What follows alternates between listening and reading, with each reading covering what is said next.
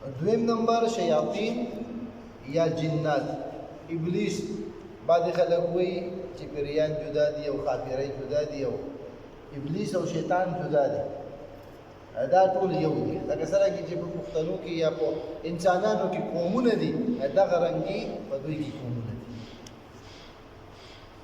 لکه الله رب العالمین په قرآن کریم کې طرف ته اشاره کړې ده.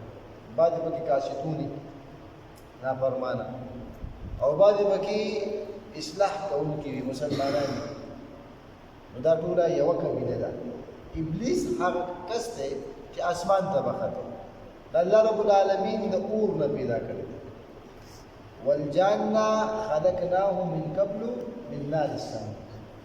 الله رب العالمین پیریان دا د اور د لمبې نه پیدا کړي. شیطانانو هم سم کار کېږي، سم شیطان سم کار درنه نه کېږي، دا چې د پیریانو هم سم کار نه کېږي، دا د اور نه پیدا دي. ایو عالم ته چا وي الله رب العالمین دا پیریان د اور نه پیدا کړي دي، نو په اور به وله سزا څنګه ورکړي؟ اور وله سزا څنګه ورکړي؟ د لوټه راغستې ده او هغې یې ویشتې ده په تندي باندې، او تندی وله پړسولی دی. چې کله تندی وله پړسولی دی، حاکم ته خبر راړه چې زه په خاورو وویشتم او زه یې خوږ کړم.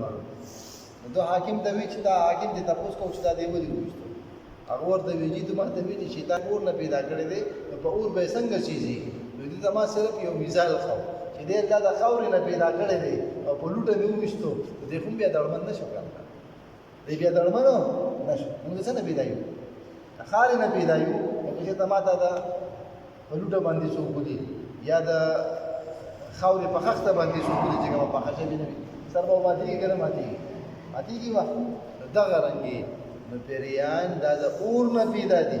او بیا علما په دې کې تفصیل کړی دی چې دا انسان د خټې نه پیدا دي، کوم خټه کې کوم خصوصیات دي، فایدې دي، او په اور کې کوم نقصانات دي. الله رب العالمین پیریان ټول دا د څه نه پیدا کړي دي؟ د اور نه، د اور د لمبې نه پیدا